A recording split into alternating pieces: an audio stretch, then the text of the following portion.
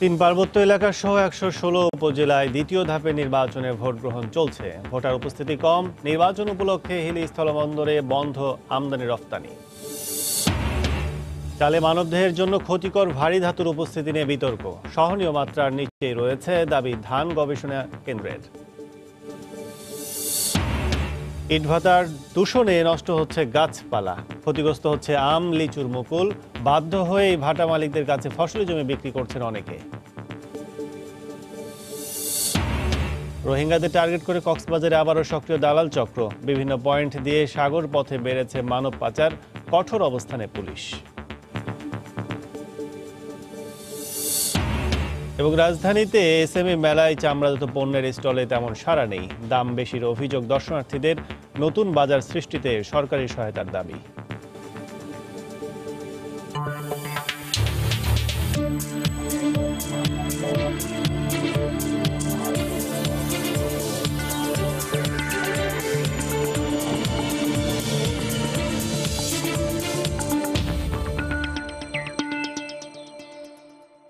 দেখছিলেন শিরোনাম। আমন্ত্রণ জানাচ্ছি দেশ ও দেশের বাইরের অর্থ বাণিজ্যের নানা খবর নিয়ে আমাদের নিয়মিত আয়োজন এ সময়ের বাণিজ্যে।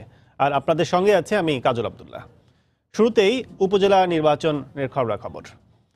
পঞ্চম উপজেলা পরিষদ নির্বাচনে দ্বিতীয় দফায় দেশের ১১৬টি উপজেলায় ভোট গ্রহণ চলছে। ভোট চলবে বিকেল ৪টা পর্যন্ত। সকাল থেকে ভোটার উপস্থিতি ছিল কম। দ্বিতীয় ধাপে তিন পার্বত্য এলাকা সহ ১১৬টি উপজেলায় কঠোর নিরাপত্তার মধ্যে ৭,০০০-এর বেশি কেন্দ্রে ভোট গ্রহণ চলছে। এর মধ্যে বিনা প্রতিদ্বন্দ্বিতায় চেয়ারম্যান পদে ২৩ জন, ভাইস চেয়ারম্যান পদে ১৩ জন এবং মহিলা ভাইস চেয়ারম্যান পদে ১২ জন নির্বাচিত হয়েছেন। এদিকে নির্বাচনের আগে পক্ষপাত ও অনিয়মের অভিযোগে ২ ওসিকে প্রত্যাহার ও ৪ ওসিকে নির্বাচনী দায়িত্ব থেকে অব্যাহতি দেওয়া হয়েছে বলে জানিয়েছে নির্বাচন কমিশন। প্রথম দফায় গত ১০ই মার্চ ৭৮টি উপজেলায় নির্বাচন অনুষ্ঠিত হয়।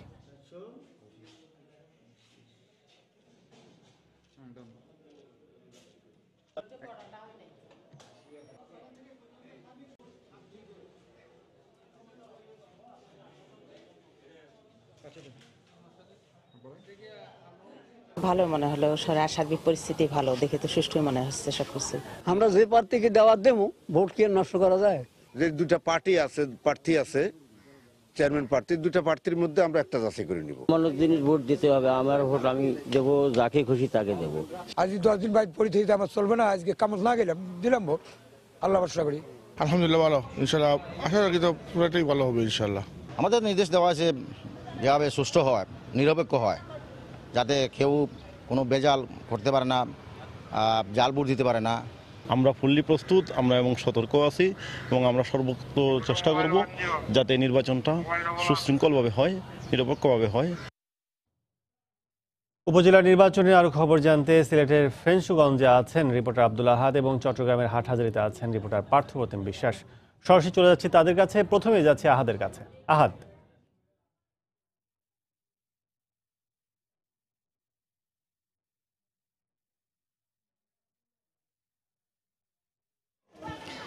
হ্যাঁ, বেলা বাড়ার সঙ্গে সঙ্গে আমরা দেখতে পাচ্ছি সিলেটের নির্বাচনে ভোটারদের উপস্থিতিও বাড়ছে।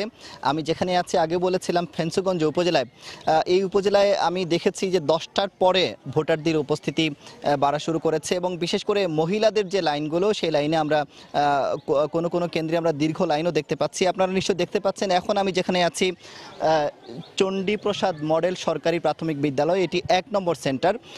এই সেন্টারে আপনারা মহিলাদের লাইনটা দেখতে পাচ্ছেন যে বেশ লম্বা লাইন বলা যায় এবং আমি আছি 1 ঘন্টা থেকে এখানে। এই 1 ঘন্টা থেকে আমরা এরকম মহিলাদের লাইন দেখতে পাচ্ছি যে সামনে থেকে কেউ সরে গেলে আবার পিছনের দিকে আবারও এসে ভরে যাচ্ছে মহিলারা। কিন্তু অন্যদিকে পুরুষদের দিকে যদি আমি আপনাদেরকে একটু দেখাই, যে পুরুষদের উপস্থিতি কিছুটা কম, একজন করে পুরুষ এসে এখানে ভোট দিয়ে যাচ্ছেন। তবে এখানকার প্রিজাইডিং অফিসারের সঙ্গে কথা বলেছিলাম যে কি পরিমাণ ভোট এখানে এখনো পর্যন্ত কাস্ট হয়েছে। তিনি বলেছেন পাচ্ছেন যে এই বিষয়টি তারা এখনো হিসেব করেননি। তবে কিছুক্ষণ আগে আমরা 5 নম্বর সেন্টার থেকে এসেছি, সেখানকার প্রিজাইডিং অফিসার আমাদেরকে জানিয়েছেন তাদের সেখানে 15% ভোট কাস্ট হয়েছে 5 নাম্বার সেন্টারে। এছাড়া এই উপজেলার পাশাপাশি অন্যান্য যে সিলেটের আরও 11টি উপজেলায় নির্বাচন হচ্ছে। জানেন যে এই দ্বিতীয় দফায় সিলেটের মোট 12টি উপজেলা নির্বাচন অনুষ্ঠিত হচ্ছে। সবগুলো উপজেলায় এখনো পর্যন্ত শান্তিপূর্ণভাবে নির্বাচন হচ্ছে, কোথাও কোনো ধরনের অপ্রীতিকর ঘটনার খবর আমাদের কাছে এখনো আসেনি। এবং এই যে উপজেলাগুলোতে নির্বাচন অনুষ্ঠিত হচ্ছে, বিশেষ করে ফেঞ্চুগঞ্জ উপজেলার কথা আমি বলবো, এখানে 10 বছর পরে নির্বাচন হচ্ছে, কারণ 2014 সালে এখানে নির্বাচন হয়নি। সীমানা জনিত জটিলতার কারণে আদালতে মামলা ছিল, সেই মামলার কারণে এখানে নির্বাচন হয়নি। এবং এটি হলো সিলেটের সবচেয়ে ছোট উপজেলা। এখানকার ভোটারও মাত্র 72,000 ভোটার, এর মধ্যে 36,000 ভোটার পুরুষ এবং 36,000 মহিলা।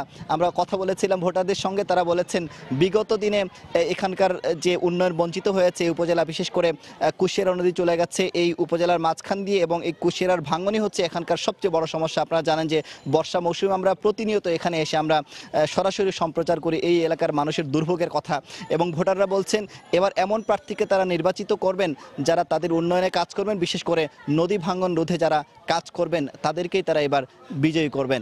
এই ছিল আমার হাতে সবশেষ খবর। চলে যাব চট্টগ্রামের খবর জানার জন্য, সেখানে আমাদের সহকর্মী আছেন পার্থ।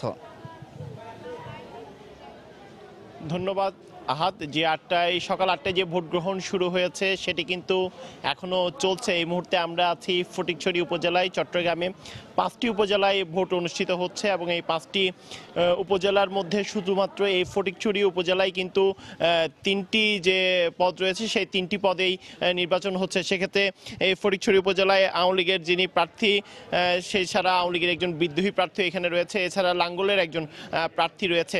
এছাড়া আমরা জানি যে চট্টগ্রামের 7টি উপজেলায় নির্বাচন হওয়ার কথা ছিল, এর মধ্যে রাউজান এবং রাঙ্গুনিয়ায় কোনো প্রার্থী না থাকায় বিনা প্রতিদ্বন্দ্বিতায় 3টি পদের প্রার্থী কিন্তু নির্বাচিত হয়ে গেছে। সে কারণে রাউজান এবং মিরেশ্বরে নির্বাচন অনুষ্ঠিত হচ্ছে না।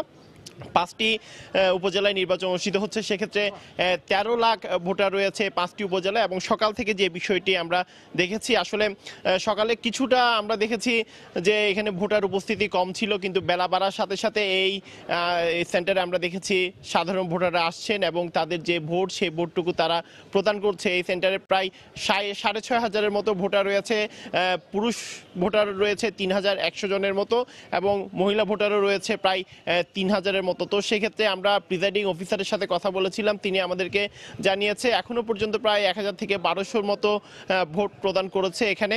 সেক্ষেত্রে আমরা দেখেছি পুরুষদের পাশাপাশি যে বিষয়টি লক্ষণীয়, মহিলারাও আসছে, তারাও তাদের যে ভোট সেই ভোটটুকু কিন্তু এখানে প্রদান করছে। তবে এই সেন্টারের বাইরে অন্য বিষয়টি হচ্ছে, অনেক সেন্টার আছে যে এখানে আমরা দেখেছি সাধারণ মানুষজনের উপস্থিতি কিছুটা কম। তবে এখানকার সবাই বলছেন বেলা যত বাড়বে বা বেলা যত বাড়ছে ততই কিন্তু সাধারণ মানুষের উপস্থিতি কিন্তু ততটাই বাড়ছে। তো সেক্ষেত্রে যে কোনো ধরনের অনাকাঙ্ক্ষিত ঘটনা মোকাবেলায় আমরা দেখেছি পুলিশ প্রশাসনের পক্ষ থেকেও কিন্তু পর্যাপ্ত নিরাপত্তা ব্যবস্থা গ্রহণ করা হয়েছে যাতে সাধারণ ভোটাররা তাদের ভোটটুকু প্রদান করতে পারে। তো এই ছিল আমার কাছে এখনো পর্যন্ত ফটিকছড়ি উপজেলা থেকে এখানকার সর্বশেষ খবর। নির্বাচন পরিষদের খবর জানাতে, উপজেলা পরিষদের নির্বাচনের খবর জানাতে এই মুহূর্তে আমাদের সাথে যোগ দিয়েছেন চট্টগ্রাম থেকে পার্থ এবং সিলেট থেকে আব্দুল আহাদ। এদিকে উপজেলা নির্বাচনের জন্য দিনাজপুরের হিলি স্থলবন্দর দিয়ে বন্ধ রয়েছে পণ্য আমদানি রফতানি কার্যক্রম। আমদানি রপ্তানি বন্ধ থাকলেও দুদেশের মধ্যে পাসপোর্টধারী যাত্রী পারাপার স্বাভাবিক রয়েছে বলে জানিয়েছেন Hili immigration officer in charge Firoz Kabir. ছুটি শেষে আগামীকাল থেকে বন্দরের কার্যক্রম যথারীতি চলবে।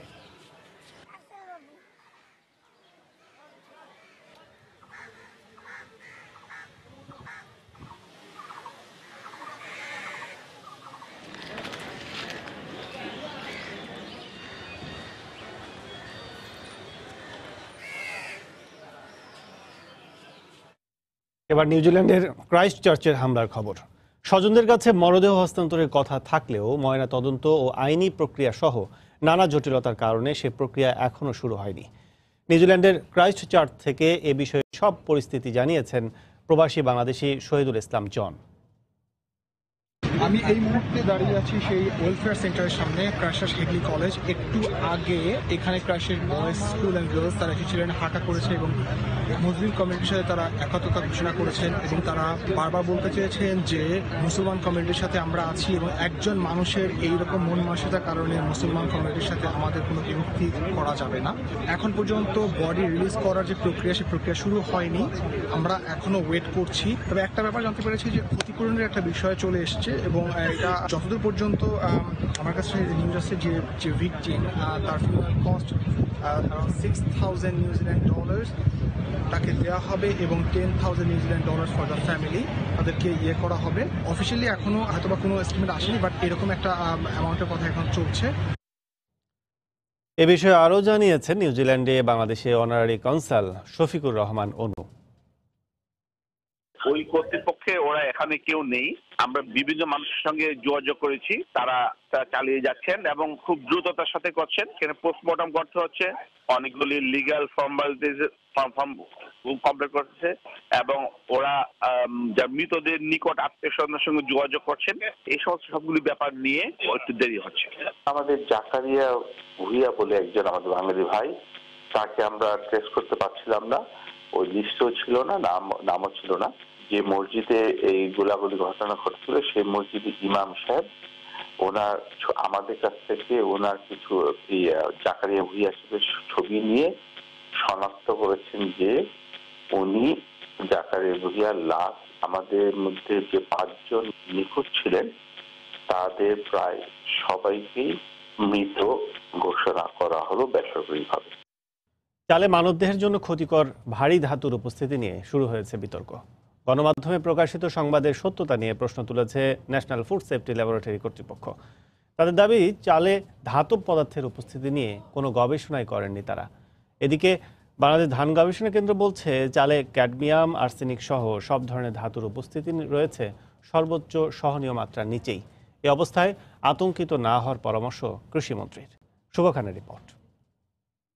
গেল ৩রা মার্চ চালে ক্ষতিকর ভারী ধাতুর উপস্থিতি নিয়ে প্রতিবেদন প্রকাশ করে একটি জাতীয় দৈনিক। এতে national food safety laboratory NFSL এর গবেষণার বরাদ্দে বলা হয়, সারা দেশ থেকে সংগ্রহকৃত চালের 232টি নমুনার মধ্যে 131টিতে বিভিন্ন মাত্রায় মানুষের জন্য বিপজ্জনক ক্রোমিয়াম, 130টিতে ক্যাডমিয়াম, সমসংখ্যক নমুনায় সীসা ও 83টিতে আর্সেনিকের অস্তিত্ব মিলেছে। তবে এ গবেষণার কথা অস্বীকার করেছে ন্যাশনাল ফুড সেফটি ল্যাবরেটরি কর্তৃপক্ষ। 2015 থেকে বিভিন্ন জিনিস নিয়ে সার্ভে করেছে, কিন্তু কখনো চাল নিয়ে কিন্তু আমাদের কোনো সার্ভে নেই। একদম পরিষ্কার কথাই বলছি যে NFSL এর চাল নিয়ে এ ধরনের কোনো কাজ করা হয় নাই। প্রকাশিত প্রতিবেদনের তথ্যের প্রয়োজনীয় প্রমাণাদি রয়েছে বলে দাবি সংশ্লিষ্ট প্রতিবেদকের। এই রেজাল্টটাই মন্ত্রীকে দিয়ে প্রকাশ করবে আর কি। পরীক্ষার এই রেজাল্টের আগে রেজাল্ট প্রকাশ করে দেয় না, সেই কারণে হচ্ছে তারা এটা নিয়ে খুব অরিড আছে। আমিও দায়িত্ব নিয়েই বলছি এবং আমার কাছেও সবই ডকুমেন্টস আছে। চালে রাসায়নিকের উপস্থিতি নিয়ে আন্তর্জাতিক ভুট্টা ও গম উন্নয়ন কেন্দ্রের সাথে যৌথভাবে গবেষণা করেছে বাংলাদেশ ধান গবেষণা কেন্দ্র। তবে গবেষণায় চালে ক্ষতিকর ধাতুর উপস্থিতি সর্বোচ্চ সহনীয় মাত্রার নিচেই পাওয়া গেছে। 10 বছর ধরে আমরা স্টাডি করছি ব্রি, তারপরে সিমিট, আর্সেনিক। চালে 1 ppm, সেখানে আছে আমার 0.31 ppm। ক্রোমিয়ামও 0.2 হলো আমার পারমিসিবল লিমিট, সেইখানে আছে 0.04। সাধারণ মানুষের মধ্যে ভীতি ছড়াতে গণমাধ্যমে এ ধরনের প্রতিবেদন প্রকাশ করা হয়েছে বলে মন্তব্য করেছেন কৃষিমন্ত্রী। আমরা যে সকল ভ্যারাইটি রিলিজ করেছি, কোনো ভ্যারাইটির চালের মধ্যে হেভি মেটাল নাই যেটা শরীরের জন্য ক্ষতিকারক। বাংলাদেশের প্রধান খাদ্য ভাত, তাই চাল নিয়ে অনাকাঙ্ক্ষিত কোনো বিতর্কের ফলে জনমনে যাতে আতঙ্ক তৈরি না হয় সেদিকে লক্ষ্য রাখার পরামর্শ কৃষি বিজ্ঞানীদের। শুভ খান, সময় সংবাদ, ঢাকা। ইটভাটার ধুলাবালি, কার্বন ও সালফারে নষ্ট হচ্ছে গাছের ফল, শুকিয়ে যাচ্ছে সবুজ পাতা, ক্ষতিগ্রস্ত হচ্ছে আম লিচুর মুকুলও। কৃষকদের অভিযোগ, জমিতে আগের তুলনায় মিলছে না কাঙ্ক্ষিত ফসল, তাই ফসলি জমি বিক্রি করতে বাধ্য হচ্ছে ভাটা মালিকদের কাছে। কৃষি বিভাগ ও পরিবেশ অধিদপ্তরের দাবি, বিষয়টিতে সতর্ক দৃষ্টি রয়েছে তাদের। হাবিবুর রহমান পাপুর তোলা ছবিতে রাকিবুল হাসানের রিপোর্ট। ইটভাটার অবস্থান হবে ফসলি জমি থেকে 3 কিলোমিটার দূরে, কিন্তু মানা হচ্ছে না ইটভাটা নির্মাণ সংক্রান্ত আইন। ফলে মাটি পোড়ানো ধোঁয়ায় সবুজ ফসলি প্রান্তর এখন ধূসর ও বিবর্ণ। কলার পচনের দাগ বিকশিত হচ্ছে না লিচুর মুকুল। আক্রান্ত ফল ফসল মাঠের চিত্র রাজশাহীর পবা, দুর্গাপুর, গোদাগাড়ি জুড়ে। কলা বলছেন, পেঁপে, তারপর আপনার অন্যান্য আবাদ শাকসবজি, এগুলো সবই প্রায় ক্ষতি হয়ে থাকে। বাতাসের যে বাউডা যে ধুমাটাকে যেদিক দিয়ে নিয়ে যায় সেদিক দিয়ে আপনার ওই ধানটা পুড়ে যায়। ভাটাগুলো ছিল না তখন আপনার এই লিচুগুলো, আম যে সুস্বাদু ছিল সেগুলো কমে গেছে। চাহিদা মেটাতে ভাটা মালিকরা ফসলি জমির উপরিভাগের মাটি কেটে তৈরি করছে ইট। তাতে দিন দিন উর্বরতা হারাচ্ছে জমি, আর অনুর্বর কৃষি জমি ভাটাওয়ালাদের কাছে বিক্রি করতে বাধ্য হচ্ছে অসহায় কৃষক। মাটি মুটি কাটে সব গর্ত করে ফেললো, তারপরে জমির ক্ষতি হচ্ছে, আবার আবাদ পানির ক্ষতি হয়েছে। ঢেঁড়স থেকে আপনার আম থেকে লিচু থেকে যাবতীয় সবজি থেকে সব যখন ক্ষতিগ্রস্ত হয় তখনই বাধ্যগত ওই ভাটা মালিকের কাছে জমিটা বিক্রি করে দিছে। কৃষকের মোট উৎপাদনে বিরূপ প্রভাব ঠেকাতে চাষ ছাড়া বিভিন্ন কাজে জমির ব্যবহারে সতর্কতার কথা বলছেন কৃষি বিভাগের শীর্ষ এই কর্মকর্তা। 2 ফসলি বা 3 ফসলি জমিতে ইটভাটা না করার জন্য আমাদের কৃষি অফিসারদেরকে এটা একটা নির্দেশনা দেওয়া আছে যে আমরা আমাদের কাছে যখন যদি কেউ সুপারিশ চায় তাহলে আমরা সেক্ষেত্রে আমরা এই সুপারিশটা অবশ্যই করব না।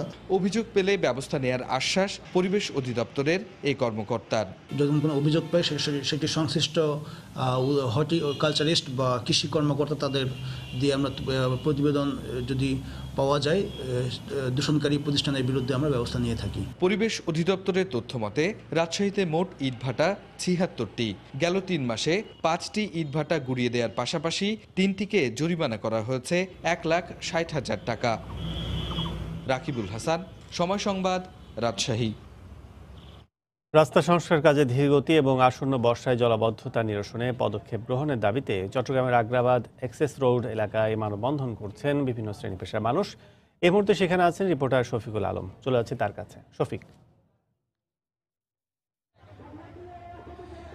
কাজল, আপনি হয়তো দেখতে পাচ্ছেন যে এখানে যে চট্টগ্রামের দুঃখ বলা হয়ে থাকে এই পোর্ট কানেক্টিং এবং অ্যাক্সেস রোড, এখানে এখন আমরা দেখছি শত শত স্কুল কলেজের শিক্ষার্থীরা এই মানববন্ধনে এসে হাজির হয়েছে এবং তাদের একটাই দাবি, সেটা হচ্ছে এই পোর্ট কানেক্টিং রোডের কাজে ধীরগতি। কারণ এই পোর্ট কানেক্টিং রোড দিয়ে কিন্তু প্রতিদিন কিন্তু বন্দরে 5 থেকে 6,000 টাকা খাবার ব্যান এখানে চলে এবং বিভিন্ন স্কুল কলেজ রয়েছে। আপনি দেখতে পাচ্ছেন যে ক্যাম্ব্রিয়ান্স কলেজের স্কুল যে কলেজের শিক্ষার্থীরা তারা মাস্ক পরে তারা দাঁড়িয়ে আছেন এবং তারা বলছেন যে তাদের যে সমস্যা হয় প্রতিদিন ধুলাবালির কারণে তারা ঠিকমতো ক্লাসে যেতে পারে না এবং ক্লাসে যেতে তাদের নানা সমস্যা হয়। এবং এই মানববন্ধনে কিন্তু বিভিন্ন স্কুল কলেজ ছাড়াও কিন্তু এলাকাবাসীও কিন্তু এখানে অংশ নিয়েছে। তাদের একটি দাবি, সেটা হচ্ছে তারা এই দুর্ভোগ থেকে তারা রেহাই চাচ্ছেন। প্রায় আধা কিলোমিটার এলাকা জুড়ে এই মানববন্ধনে কিন্তু তারা যেটি বলছেন যে জাকির এন্টারপ্রাইজ নামে যে ঠিকাদারি প্রতিষ্ঠান রয়েছে তারা মাত্র 10 থেকে 12 জন কর্মচারী দিয়ে শ্রমিক দিয়ে এই কাজগুলো করাচ্ছেন এবং এই ধীরগতির কারণে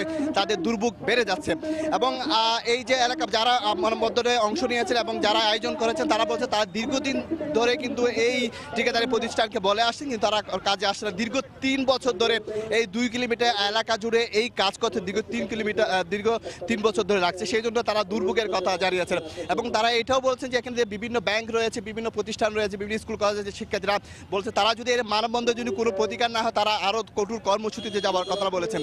এই হালি শহর এবং অ্যাক্সেস রোড এক পোর্ট কানেক্টিং রুটে এখানে প্রায় 10 লাখের বেশি মানুষ এখানে বসবাস করে এবং এখানে যে বিভিন্ন আবাসিক এলাকা রয়েছে এই এলাকার মানুষ আপনি হয়তো তাদের চেহারা বা তাদের দিকে তাকালে হয়তো বুঝতে পারেন যে সবাই মাস্ক পরে যেভাবে দাঁড়িয়ে আছেন এবং তারা যে ক্ষোভের কথা জানিয়েছেন দীর্ঘদিন ধরে এবং তারা প্রধানমন্ত্রীর কাছে হস্তক্ষেপ করেছেন। এবং পাশাপাশি তারা এটাও বলছেন যে এখানে মেয়র রয়েছেন, সে মেয়রেরও হস্তক্ষেপ কামনা করেছেন। আপনি হয়তো দেখতে পাচ্ছেন কালো ড্রেস পরে এখানে এই যে ক্যাম্ব্রিয়ান্স কলেজ এবং স্কুলের যে শিক্ষার্থীরা তারা দাঁড়িয়ে আছেন এবং যে এখানে ছেলে মেয়ে সবাই একসাথে কিন্তু এখানে দাঁড়িয়েছে, মানববন্ধনে অংশ নিয়েছেন। দীর্ঘ প্রায় আধা কিলোমিটার এলাকা জুড়ে এই মানববন্ধন, তাদের একটি লক্ষ্য, সেটা হচ্ছে এই ধুলাবালি এবং এই যে দীর্ঘদিন ধরে যে সংস্কার হচ্ছে না সেই সংস্কার যেন দ্রুত গতিতে হয় এবং তাদের যে দুর্ভোগের কথা এখানে জানিয়েছেন। এবং যে তারা বিশেষভাবে তারা প্রধানমন্ত্রীর কাছে হস্তক্ষেপ কামনা করেছেন এবং সিটি মেয়র রয়েছে সেই সিটি মেয়রের কাছে হস্তক্ষেপ কামনা করেছেন এবং তিনি যেন এখানে এই বিষয়গুলো দেখে তাদের এই যে কোমলমতি যে স্কুল যে শিক্ষার্থীরা রয়েছেন তাদের যে দুর্ভোগ হচ্ছে সেই দুর্ভোগ থেকে তারা রেহাই পান, সেই জন্য কিন্তু তারা সিটি মেয়র এবং প্রধানমন্ত্রী হস্তক্ষেপ কামনা করেছেন। এবং এই রুটে কিন্তু প্রতিদিন প্রায় 5 থেকে 6,000 কাভার ভ্যান অর্থাৎ যেগুলো বন্দর দিয়ে পণ্য মালামাল নিয়ে ঢুকে, তারা বলছেন যে আসলে তারা যে এই রাস্তা, এই 3 কিলোমিটার এলাকা এই রাস্তা তাদের পার হতে 1 ঘন্টার বেশি সময় লাগে। তো সবকিছু মিলে যেটি বলবে এই দুর্ভোগ থেকে তারা রেহাই চান এলাকাবাসী এবং স্কুল আগামী শিক্ষার্থী এবং দোকানদাররা। চট্টগ্রামের আগ্রাবাদে মানববন্ধন থেকে আমাদের সাথে যোগ দিয়েছিলেন শফিকুল আলম। রাজধানীর সোয়ারীঘাটে অভিযান চালিয়ে 3,000 কেজি জাটকা জব্দ করেছে মৎস্য অধিদপ্তর।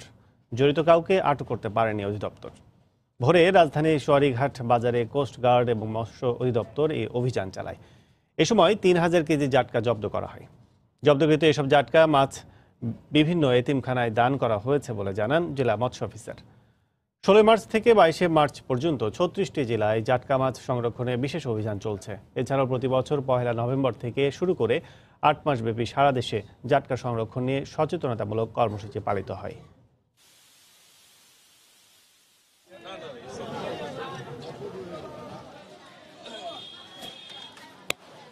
বাংলাদেশের 36টি জেলায় জাটকা প্রবণ এলাকায় জাটকা সংরক্ষণ সপ্তাহ সরকারিভাবে উদযাপিত হচ্ছে। মৎস্য অধিদপ্তর, আমাদের জেলা প্রশাসন ঢাকা, আমাদের সাথে যারা আইন শৃঙ্খলা রক্ষাকারী বাহিনী আছেন, সকল সংস্থাকে নিয়ে আমরা এই অভিযান পরিচালনা করছি। এখানে 16টি ড্রামে টোটাল 3,000 কেজি জাটকা আটক করা হয়েছে। কোনো লোক পাওয়া যায় নাই, ওরা সব পালিয়ে গেছে। মোট 38টি মাদ্রাসা এবং এতিমখানায় আমরা ইতিমধ্যেই আমরা বিতরণ করতে সক্ষম হয়েছি। রাজধানীতে চলছে এসএমই মেলা। মেলায় চামড়ার তৈরি বাহারি পণ্য নিয়ে অংশ নিয়েছে এ খাতের উদ্যোক্তারা। তাদের দাবি, পণ্য বিক্রির জন্য নতুন নতুন বাজার সৃষ্টি ও কাঁচামালের ঘাটতি পূরণে সহায়তা করতে হবে সরকারকে। বিস্তারিত দেখুন আমার করা একটি রিপোর্টে। নানা প্রতিকূলতার মধ্যেও সামাজিক ও আর্থিকভাবে অবদান রাখছেন ক্ষুদ্র ও মাঝারি খাতের উদ্যোক্তারা। তাদের প্রচেষ্টার স্বাক্ষর প্রতীয়মান হয়ে ওঠে তাদের কর্মশৈলী প্রদর্শনীর মাধ্যমে। এমন উদ্যোক্তাদের নিয়ে রাজধানীর আগারগাঁওয়ে বঙ্গবন্ধু আন্তর্জাতিক সম্মেলন কেন্দ্রে আয়োজন করা হয়েছে এসএমই মেলা। মেলার এই অংশটি চামড়া খাতের জন্য। এখানে দেখা মিলছে চাবির রিং থেকে শুরু করে ব্যাগ, পার্সেল, বেল্ট, জুতা, শোপিস সহ চামড়া দিয়ে তৈরি নানা পণ্য। দর্শনার্থীরা বলছেন, রপ্তানির পাশাপাশি অভ্যন্তরীণ ব্যবহারে ক্রেতাদের সচেতনতা বৃদ্ধি করতে হবে। বিশ্ববাজারের তুলনায় দেশে পণ্যের দাম বেশি বলেও অভিযোগ অনেকের। সবগুলো হচ্ছে আমাদের দেশীয় হস্তশিল্প, মানে হাতের কাজের তৈরি জিনিস। আমরা যদি এগুলো ইউজ করি সেক্ষেত্রে আমাদের হস্তশিল্পের এই জায়গাটা মানে অনেক মানুষের একটা বড় অগ্রগতি। নকশা করা পোশাক, ছেলে মেয়েদের পোশাক, চামড়াজাত পণ্য, এই বিষয়গুলোর প্রতি আমাদের আগ্রহ বেশি। একটা গরুর চামড়া এখন 1,000 টাকাও পাওয়া যায় না, 2 লাখ টাকার গরুর চামড়া। সেখানে একটু 2 ইঞ্চির চামড়ার দাম কিভাবে 2,000 টাকা হয়। দেশে চামড়ার বড় একটি যোগান থাকলেও পরিপূর্ণ একটি পণ্য তৈরি করতে যে সহযোগী কাঁচামাল প্রয়োজন তা আমদানি নির্ভর। এতে বেশি হারে কর দেয় ক্ষতিগ্রস্ত হচ্ছেন খাত সংশ্লিষ্টরা। ব্যাংক ঋণ পাওয়ার ক্ষেত্রে জটিলতা কমানোরও দাবি তাদের। ভালোই ভিজিটর আসতেছে, আমরা রেসপন্সটাও ভালো পাচ্ছি। যেহেতু লেদার গুডসের সবারই একটা লেদার গুডসের প্রতি একটা অন্যরকম ফিল আছে। ক্ষুদ্র যারা আছি তারা তো এক্সপোর্ট করাটা তাদের জন্য অনেক কঠিন হয়ে যায়, বিকজ এক্সপোর্টের জন্য অনেক বেশি টেরিটরি, অনেক পেপারস প্রয়োজন পড়ে। তো কিছু আপনার র মেটেরিয়ালসের ক্ষেত্রে আমরা বাধাগ্রস্ত হচ্ছি এবং দেখা গেছে যে এটা খুব কস্টলি হচ্ছে। উন্নত মানের লেদার প্রসেসিংয়ের বিষয়টা, হ্যাঁ, এটা এনশিওর করা যায় কিনা এটা দেখার বিষয়। ক্রেতাদের মধ্যে দেশি জিনিসের প্রতি তাদের সেই বিশ্বাস বা একটা যে তাদের যে একটা আগ্রহ, হ্যাঁ, সেই জিনিসটা আমি দেখছি না। 7 দিনব্যাপী মেলায় অংশ নিয়েছে 300টি প্রতিষ্ঠান। ক্রেতা দর্শনার্থীর জন্য উন্মুক্ত থাকবে প্রতিদিন সকাল 10টা থেকে রাত 8টা পর্যন্ত। কাজল আব্দুল্লাহ, সময় সংবাদ, ঢাকা। মাদারীপুরে বিভিন্ন শপিং সেন্টার ও রেস্টুরেন্টে কর্মমুখী হয়ে উঠছেন নারীরা। পুরুষদের পাশাপাশি নিজেদের স্বাবলম্বী করতে পড়ালেখার ফাঁকে তারা বেছে নিচ্ছেন এই কর্মসংস্থান। আর নারীদের এগিয়ে নিতে সহযোগিতার আশ্বাস দেন জেলা প্রশাসক। মাদারীপুর থেকে সঞ্জয় কর্মকার অভিজিতের পাঠানো তথ্য, শাহাদাত আকনের ছবিতে রিপোর্ট।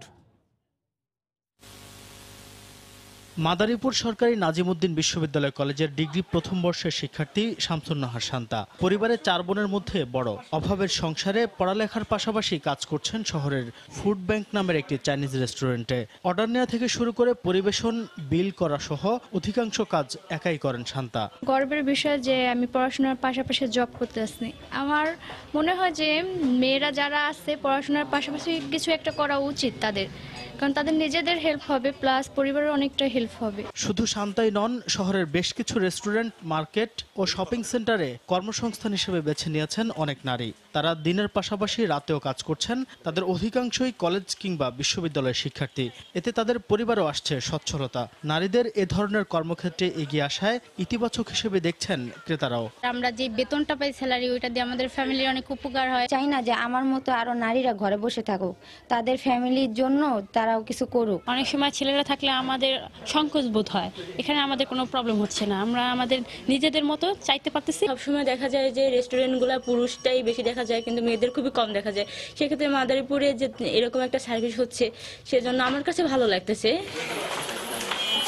জেলা প্রশাসক জানান, শুধু অন্যের উপর নির্ভর নয়, নারীরা চাইলে যুব উন্নয়ন অধিদপ্তর কিংবা মহিলা অধিদপ্তর থেকেও নানামুখী প্রশিক্ষণ ও ঋণ নিয়ে কর্মসংস্থানমুখী হতে পারবেন।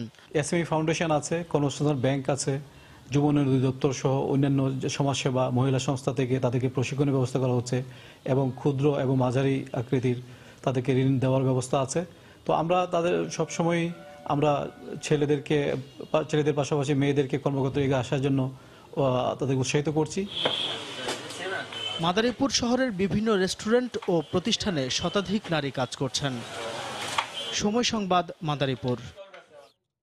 ক্ষুদ্র মাঝারি উদ্যোক্তাদের উন্নয়নে সরকার সব ধরনের সহায়তা অব্যাহত থাকবে বলে জানিয়েছেন আইসিটি প্রতিমন্ত্রী জুনায়েদ আহমেদ পলক। রাজধানী আগারগাঁওয়ে গতকাল বঙ্গবন্ধু আন্তর্জাতিক সম্মেলন কেন্দ্রে এসএমই বিষয়ক এক সেমিনারে একথা বলেন তিনি।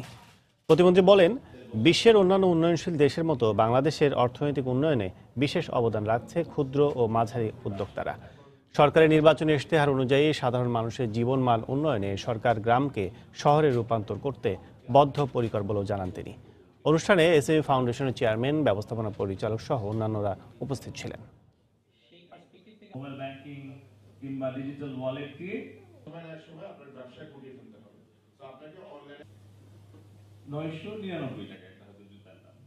আমরা যেই ব্যবসার কথাই বলি, কোথাও কিন্তু আইসিটিকে বাদ দিয়ে, আমরা প্রযুক্তিকে বাদ দিয়ে সম্ভব নয়। কারণ স্মল এবং মিডিয়াম এন্টারপ্রেনাররাই কিন্তু পুরো বিশ্বে এখন নেতৃত্ব দিচ্ছে। তো আমরাও চাইব যে আমাদের এই ক্ষুদ্র মাঝারি শিল্প উদ্যোক্তা যারা আছেন, তারা আপনারা বড় স্বপ্ন দেখবেন। আপনাদের সেই স্বপ্ন পূরণের জন্য আমরা এসএমই ফাউন্ডেশনের সাথে আইসিটি ডিভিশন আছি। আবারও কক্সবাজারে বিভিন্ন পয়েন্ট দিয়ে শুরু হয়েছে সাগর পথে মানব পাচার। রোহিঙ্গাদের টার্গেট করেই সক্রিয় দালাল চক্র।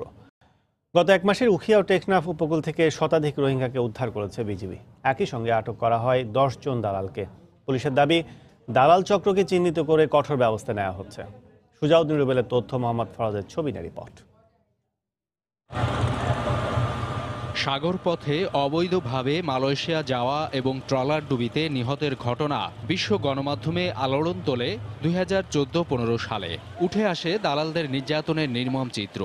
একই সময় থাইল্যান্ডের বিভিন্ন জঙ্গলে সন্ধান মেলে অসংখ্য গণকবরের। এরপর সেই পথে বাংলাদেশিদের যাওয়া থামলেও থামেনি রোহিঙ্গাদের পাচার। মানব পাচার রোধে তখন প্রশাসনের অভিযান শুরু হলেও কিছুদিনের মধ্যে তা ঝিমিয়ে পড়ে। 3 বছর বন্ধ থাকার পর আবারও কক্সবাজারের বিভিন্ন পয়েন্টে শুরু হয়েছে সাগর পথে মানব পাচার। রাজুকাল এলাকা দিয়ে আগে যারা মানব পাচার শুরু করেছিল, তারা আবারও পুরো দমে সক্রিয় হয়ে উঠেছে। রোহিঙ্গা ক্যাম্প থেকে বাইরে হওয়া বন্ধ করতে হবে। যদি অভিযান শুরু না করে, তাইলে মানব পাচার বন্ধ করা সম্ভব হবে না। সংশ্লিষ্টদের দাবি, আত্মগোপনে থাকা চিহ্নিত দালাল ও মানব পাচারকারীরা আবারও সক্রিয়। মিয়ানমার থেকে পালিয়ে আসা রোহিঙ্গাদের টার্গেট করে মাঠে নেমেছে তারা। রোহিঙ্গা আসার পর থেকে কিছু রোহিঙ্গারা যারা যাদের সাথে মায়ানমারের এবং মালয়েশিয়ার যাদের যোগাযোগ, থাইল্যান্ডে যাদের যোগাযোগ, তারা আবার নতুন করে নেটওয়ার্ক সৃষ্টি করেছে। ইতিমধ্যে আমাদের সীমান্তরক্ষী বাহিনীরা কিছু মানব পাচারের কিছু রোহিঙ্গাদেরকে গ্রেপ্তার করেছে, কোলে চালান দিয়েছে। তবে জেলা পুলিশের শীর্ষ কর্মকর্তা জানালেন, মানব পাচারে জড়িত দালাল চক্রকে চিহ্নিত করা সহ কঠোর ব্যবস্থা নেওয়া হচ্ছে। মূল পাচারকারী হিসেবে যাদেরকে আমরা পাচ্ছি, এদেরকে আমরা অবশ্যই কঠোরভাবে নিয়ন্ত্রণ করব, তাদের বিরুদ্ধে আইনানুগ ব্যবস্থা গ্রহণ করব। কক্সবাজারের উখিয়া ও টেকনাফের 30টি পয়েন্ট দিয়ে সাগর পথে মালয়েশিয়ায় মানব পাচারের রুট হিসেবে ব্যবহার করছে দালাল চক্র। সময় সংবাদ, কক্সবাজার।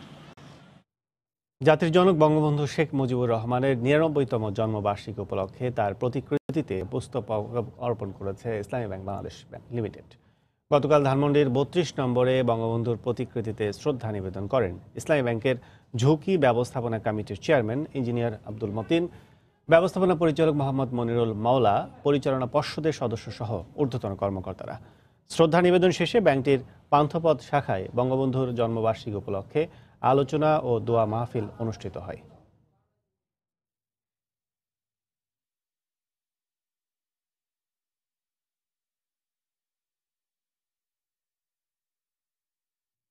এবার জানিয়ে দেব ঢাকা স্টক এক্সচেঞ্জের লেনদেনের পরিস্থিতি খবর। চলে যাচ্ছি ডিএসসির অফিসিয়াল ওয়েবসাইটে। ডিএসসির 3টি সূচক আমরা দেখছি। 3টি সূচকের মধ্যে কিন্তু 2টি সকাল থেকে কার্যক্রম শুরুর পর থেকে দেখছি আমরা নিম্নমুখী অবস্থায় রয়েছে। একটি ছিল, এখন 2টি দেখছি। এছাড়া একটি ঊর্ধ্বমুখী অবস্থায় রয়েছে। ডিএসসি 13 বিশেষায়িত যে সূচকটি, সেটি কিন্তু 3 পয়েন্ট বেড়ে অবস্থান করছে 2027 পয়েন্টে। এছাড়া 4 পয়েন্ট কমে 1288 পয়েন্টে অবস্থান করছে ডিএসসির সরিয়া সূচকটি। এছাড়া প্রধান সূচকটি অবস্থান করছে 22 পয়েন্ট কমে 5633 পয়েন্টে।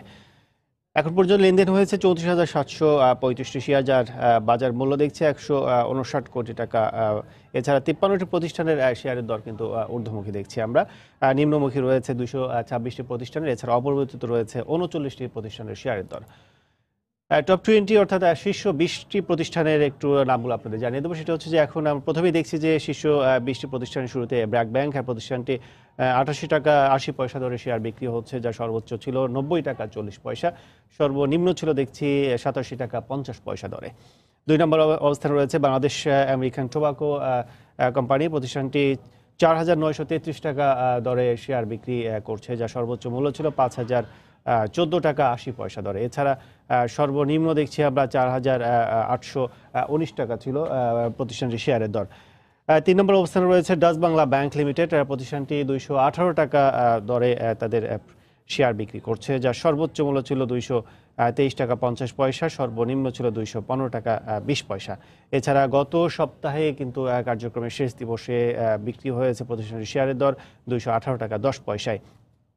4 নম্বর অবস্থানে দেখছি আমরা ম্যারিকো কোম্পানি লিমিটেড। প্রতিষ্ঠানটি 1,621 টাকা 90 পয়সা দরে তাদের লেনদেন চলছে, যার সর্বোচ্চ মূল্য ছিল একই অবস্থাতে 1,621 টাকা 90 পয়সায় ছিল সর্বোচ্চ। সর্বনিম্ন দেখছি আমরা 1,531 টাকা। এছাড়া গত সপ্তাহে শেষ কার্যদিবসে বিক্রি হয়েছে 1,526 টাকা 50 পয়সায়। 5 নম্বর অবস্থানে ইউনাইটেড পাওয়ার জেনারেশন ডিস্ট্রিবিউশন কোম্পানি লিমিটেড। প্রতিষ্ঠানটি 403 টাকা 30 পয়সা দরে তাদের শেয়ার বিক্রি করছে, যার সর্বোচ্চ মূল্য দেখছি 409 টাকা 90 পয়সা, সর্বনিম্ন ছিল 402 টাকা। এছাড়া গত সপ্তাহে বিক্রি হয়েছে 405 টাকা 40 পয়সা দরে। 6 নম্বর অবস্থানে মন্নু সিরামিক 340 টাকা 50 পয়সা দরে বিক্রি হচ্ছে প্রতিটি শেয়ার, যার সর্বোচ্চ মূল্য 355 টাকা 50 পয়সা ছিল, সর্বনিম্ন ছিল 333 টাকা 50 পয়সা। এছাড়া শেষ কার্যদিবসে কিন্তু ছিল 353 টাকা 90 পয়সা। সেই অনুযায়ী কিন্তু আমরা দেখছি যে আজকে শেয়ারের দাম কিন্তু 340 টাকা 50 পয়সা দরে বিক্রি হচ্ছে। 7 নম্বর অবস্থানে রয়েছে সিঙ্গার বিডি। প্রতিষ্ঠানটি শেয়ারের দর 272 টাকা 70 পয়সা দরে বিক্রি হচ্ছে, সর্বোচ্চ মূল্য ছিল 278 টাকা 60 পয়সা, সর্বনিম্ন ছিল 271 টাকা 50 পয়সা। 8 নম্বর অবস্থানে রয়েছে বাটা শু। প্রতিষ্ঠানটি 1,275 টাকা 50 পয়সা দরে বিক্রি হচ্ছে প্রতিটি শেয়ার, সর্বোচ্চ মূল্য ছিল 1,276 টাকা 10 পয়সা, সর্বনিম্ন ছিল 1,260 টাকা 10 পয়সা। 9 নম্বর অবস্থানে রয়েছে লিগেসি ফুটওয়ার। 139 টাকায় বিক্রি হচ্ছে প্রতিটি শেয়ার, যার সর্বোচ্চ মূল্য ছিল মাত্র বলা চলে যে 60 পয়সা বৃদ্ধিতে 148 টাকা 60 পয়সা। এছাড়া সর্বনিম্ন ছিল কিন্তু 138 টাকা 30 পয়সা। 10 নম্বর অবস্থানে রয়েছে সোনার ব্যাংক। প্রতিষ্ঠানটির শেয়ারের দর 52 টাকা 80 পয়সা দরে বিক্রি হচ্ছে, সর্বোচ্চ মূল্য ছিল 57 টাকা 20 পয়সা, সর্বনিম্ন ছিল 51 টাকা 20 পয়সা। আপনাদের যে একটু জানিয়ে দিই যে গত সপ্তাহে অর্থাৎ 3 দিন ধারাবাহিক ছুটির পরে কিন্তু আজকে ডিএসসির অর্থাৎ শুক্র শনি রবি 3 দিন সরকারি ছুটির পরে কিন্তু আজকে ডিএসসি লেনদেন শুরু হয়েছে। সেক্ষেত্রে 3 দিন আগে গত সপ্তাহে কার্যদিবসে যেটি আমরা দেখছি সেটি হচ্ছে যে সর্বমোট শেয়ার কিন্তু বিক্রি হয়েছিল 1,30,804। এছাড়া তার বাজার মূল্য ছিল কিন্তু 585 কোটি টাকা। এছাড়া তার আগের দিন কিন্তু দেখেছি আমরা 13 তারিখে, সেটি হচ্ছে যে দেখছি 708 কোটি টাকা 12 লাখ শেয়ার লেনদেন হয়েছে, কিন্তু এছাড়া তার আগে কিন্তু ছিল 621 কোটি 90 লাখ টাকার মতো। তো দর্শক, ডিএসসির কার্যক্রমে এখনও কিন্তু আমরা দেখছি যে সেই ধারায় কিন্তু চলছে, অর্থাৎ সূচকগুলো কিন্তু নিম্নমুখী অবস্থায় রয়েছে, দুটি সূচক প্রধান এবং সরিয়া, এবং শেষ বিশেষিত সূচকটি কিন্তু ঊর্ধ্বমুখী প্রবণতায় কার্যক্রম চলছে। তো এই ছিল ডিএসসির এখন পর্যন্ত লেনদেন পরিস্থিতির খবর। এ সময় বাণিজ্যের শীর্ষ সংবাদগুলো জানিয়ে দিচ্ছে আরেকবার। 3 পার্বত্য এলাকা সহ 116 উপজেলায় দ্বিতীয় ধাপের নির্বাচনে ভোট গ্রহণ চলছে। ভোটার উপস্থিতি কম। নির্বাচন উপলক্ষে হিলি স্থলবন্দরে বন্ধ আমদানি রপ্তানি। চালে মানবদেহের জন্য ক্ষতিকর ভারী ধাতুর উপস্থিতি নিয়ে বিতর্ক। সহনীয় মাত্রার নিচেই রয়েছে, দাবি ধান গবেষণা কেন্দ্রের। ইটভাটার দূষণে নষ্ট হচ্ছে গাছপালা, ক্ষতিগ্রস্ত হচ্ছে আম লিচুর মুকুল। বাধ্য হয়ে ভাটা মালিকদের কাছে ফসলি জমি বিক্রি করছেন অনেকে। রোহিঙ্গাদের টার্গেট করে কক্সবাজারে আবারও সক্রিয় দালাল চক্র। বিভিন্ন পয়েন্ট দিয়ে সাগর পথে বেড়েছে মানব পাচার। কঠোর অবস্থানে পুলিশ। এবং রাজধানীতে এসএমই মেলায় চামড়াজাত পণ্যের স্টলে তেমন সাড়া নেই, দাম বেশির অভিযোগ দর্শনার্থীদের। নতুন বাজার সৃষ্টিতে সরকারি সহায়তার দাবি। এই ছিল এ সময় বাণিজ্যে। যে কোনো খবর পেতে ভিজিট করুন সময়.news.tv। আপনার মোবাইলে সময় টিভি দেখতে ও সব খবর পেতে ডাউনলোড করুন সময় অ্যাপ। সঙ্গেই থাকুন সময়।